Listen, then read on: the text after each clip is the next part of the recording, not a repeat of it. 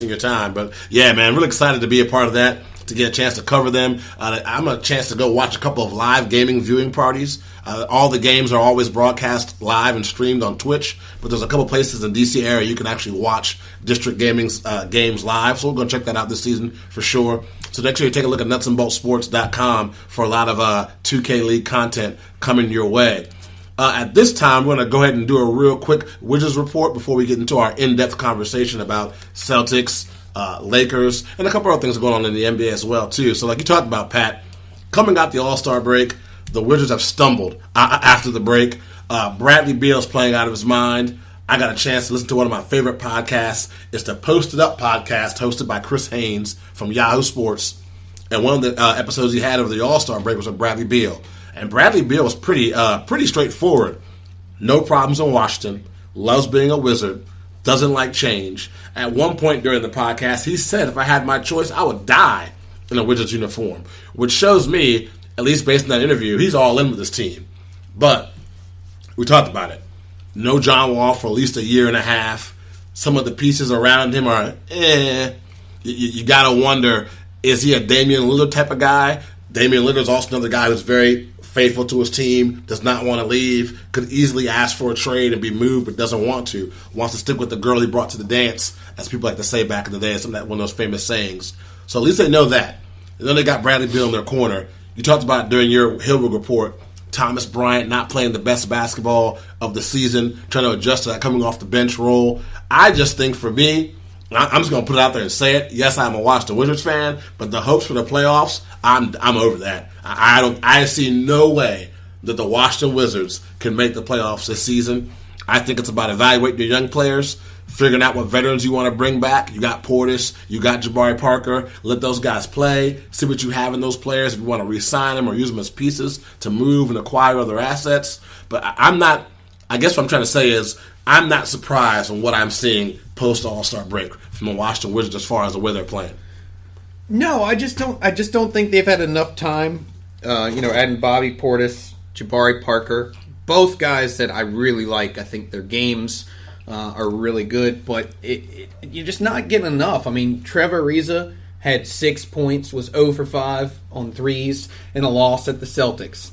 Jeff Green, another guy that we added recently, guy I love, had 4 points, was 0 for 4 from the three-point line in a loss versus the Pacers. Going to next, Jabari Parker, 4 points, 0 for 3 on threes in the loss at the Hornets. Bobby Portis, 7 points in the loss at the Celtics. And then finally we get to see Troy Brown Jr., man. We finally get to see him. He's finally getting a few minutes. But he had 7 points in 13 minutes, or 7 points in 13 minutes the last 2 games. So they're actually getting him out there. I mean, they're giving him some time to play. They got to get that kid some run, man. See what you got. See what you got. You got nothing to lose. Exactly. So, I mean, you mentioned, we're just, Bradley Beal will go off, but we need somebody else. We need Trevor Ariza to get 20 points. We need, Bryant to get 10 rebounds and 10 points. Just give me a double-double. He could get me a double-double a night. I was watching him, like I said, I watched him drill two 3-pointers in a game a couple, last week. So I think we have the talent. I think the problem is when you watch that game against the Celtics the other day, I got a chance to watch it. I recorded it because I was out, and I went back and I watched it. And in the final 5 minutes or whatever, they kept turning the ball over, and Boston just kept getting dunk after dunk after dunk in transition, and nobody was down there. And I think we went 0 for, I want to say we missed our first 7 or 8 shots coming out of halftime. I mean, it was just unreal. Like, we couldn't do anything right. And I don't know what it is. I don't know if it's chemistry. I don't know if it's just, a couple of the guys are just younger and still trying to feel out what their game is.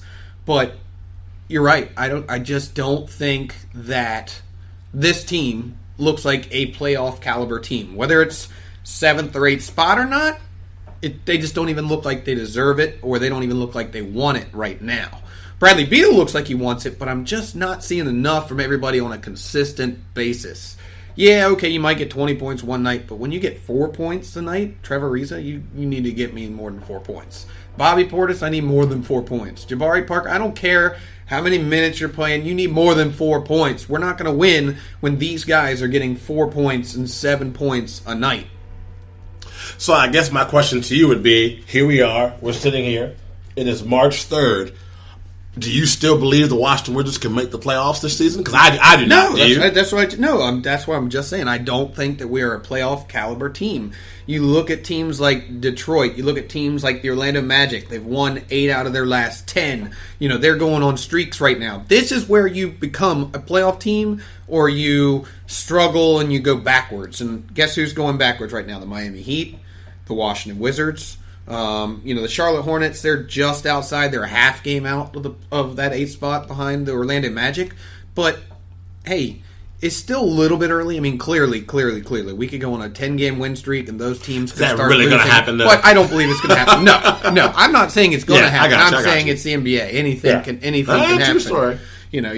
No one would have thought Orlando would be in the 8th spot right now about 4 weeks ago. Not this guy. So... Well, now, what I want to talk about is, we talk about the Eastern Conference. We know that the West starts and ends with the Warriors. So let's talk about the East. In the East, every week you and I have been doing this show, and we talk about our top teams. It's always in the Eastern Conference, Bucks, Raptors, 76ers. Those teams battling for the number 1 or even top 2 spots in the East. So my question to you is, gun to your head, money on the line, who do you have the most faith in the Eastern Conference, and why? And who do you have the least faith in, and why? As of today, in the East. I mean, as of today, I'm so torn between the Bucks and the Raptors that I have more faith in. Honestly, I just think that Middleton, Bledsoe, Giannis Antetokounmpo, I just think that they're really, really playing well together this year. And I think Giannis just has this want to make the playoffs, and not to just make the playoffs, but to get to that Eastern Conference and to win that championship. And I think with his willpower, and I mean, he just dominates people on the inside. I mean, you watch some of his moves, he just does a spin and just lifts straight up, and it's like dunk. And like they didn't even know that he was doing anything because he's so fast and so long. I think I've seen a couple times he dribbles once or twice from the half-court line and goes in for a dunk. I mean, it's just unreal watching that guy play. So I'd have to say right now, Milwaukee is that team that I'm really sold on as far as being top team in the Eastern Conference. Out of those 3 teams, though, if I'm going to be honest with you, I think to me it's easy. It's the 76ers.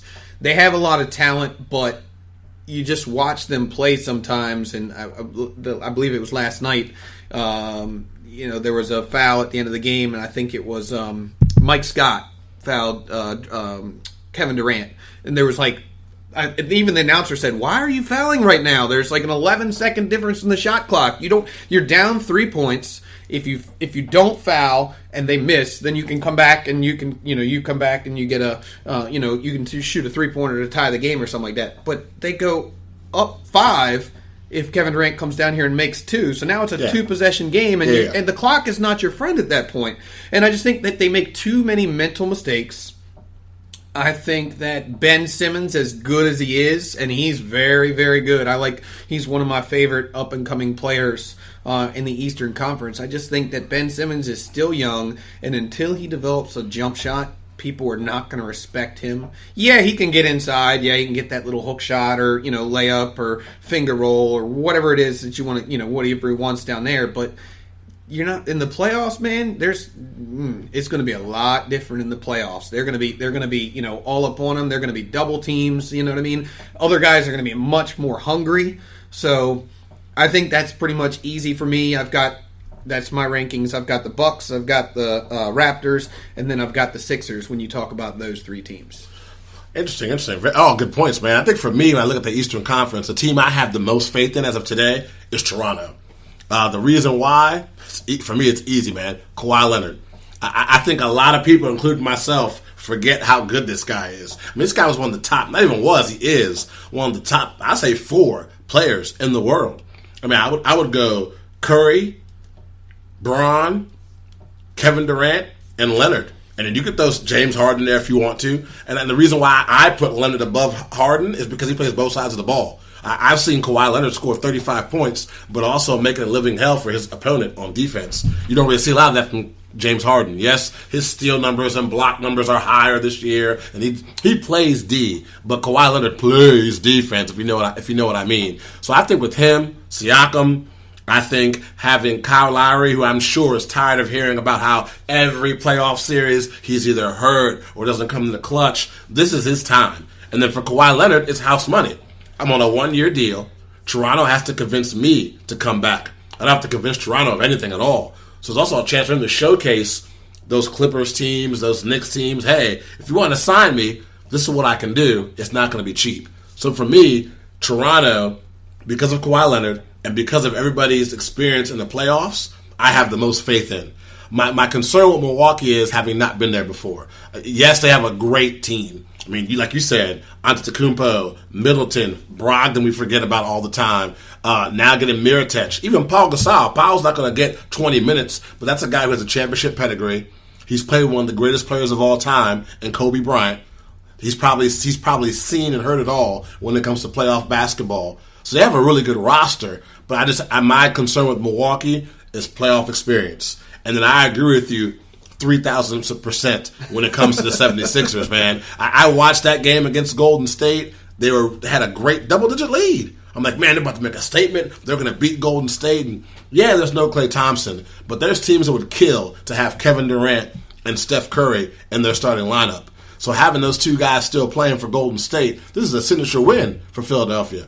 And what they do, like you said, so many bad decisions, guys jumping in the air in the middle of passes, forcing turnovers, dumb clock management. And last night wasn't the only time it happened. It happened a lot to Philadelphia. And you hit the nail on the head when you said, come playoff time, the holes to the lane get smaller. Guys who are on defense aren't in the playoffs. They're focused. They're locked in. Not to mention, I'm playing you 7 times. So I really get to watch that video, see your tendencies, scout. I'm not coming off of a game on the West Coast and a game on the East Coast. I'm locked in on you. So I think that the mistakes and the kind of lack of mental toughness Philadelphia has is gonna be exposed in the playoffs. So for me, I got to go Toronto, then I go Milwaukee, and then I go Philadelphia as my top 3 teams in the East as far as who I have faith in to get out of there. Honestly, I can't argue with that either. I think that, between those two teams, clearly, in my opinion, your opinion, I think those are easily the 2 top teams in the Eastern Conference. I kind of get where you're coming from, too, because you're right. Toronto's been there. They've been there. They've been that 1-2 in the Eastern Conference for a few years. They've been good. Just could never get past LeBron ever. Right, exactly. So I guess the only thing I have to say is the scariest team out of them all, though, is the 76ers. The scariest team, in my opinion, if they can get it together. True. I think they can be the team that surprises people in the Eastern Conference. I think with Embiid and Simmons and Harris, that's who I was thinking. I couldn't think of his name. Tobias Harris, man. He's trying to find his groove. He's getting more and more comfortable. Of that guy was clutch for Philadelphia because they needed that guy that could score. Yeah, Jimmy Butler can score, but Jimmy Butler, he takes over games in the fourth quarter. He plays great defense, but he's not going to get you 30 points a night. I mean, he's just not that guy, at least not in that system that they have. But Tobias Harris, man, he's shooting threes left, right, all over the place and drilling them. So clearly, talent-wise, I still think the Sixers probably have the best talent. But you're right. Between Toronto, between the Bucks, I mean, you got 2 guys that could be up for MVP at the end of the year. The only reason I say Kawhi is not is because, they don't have him playing back-to-back still. That's my only... Load management. That's my only concern. If he's at work, I'm not coming to work today. Load management. I'm concerned about my load management. I'll be in on Friday, guys. Right. And then we're going to end the show on a great conversation. Maybe not great if you're a fan of these teams, but beginning of the NBA season, the biggest story, of course, was where was LeBron James going to go? Where was LeBron James going to go? Was he going to go back to Miami? Was he going to re-sign with Cleveland? Could the Knicks get him? He goes to the Lakers. So, of course, the next thing is, who are the Lakers going to bring in? And they just started signing a hodgepodge of players. Michael Beasley, Rondo, Caldwell Pope being retained, letting Julius Randle go. The Lakers were just getting people from all over the place. Then you had the Boston Celtics. Kyrie Irving last year gets hurt. They still make the Eastern Conference Finals without him. You're talking about Terry Rozier, Marcus Smart, Jason Tatum. Oh, yeah, we lost Gordon Hayward to a really bad injury, a nasty ankle injury at the beginning of the season against the Cleveland Cavaliers. This team's going to be healthy. There's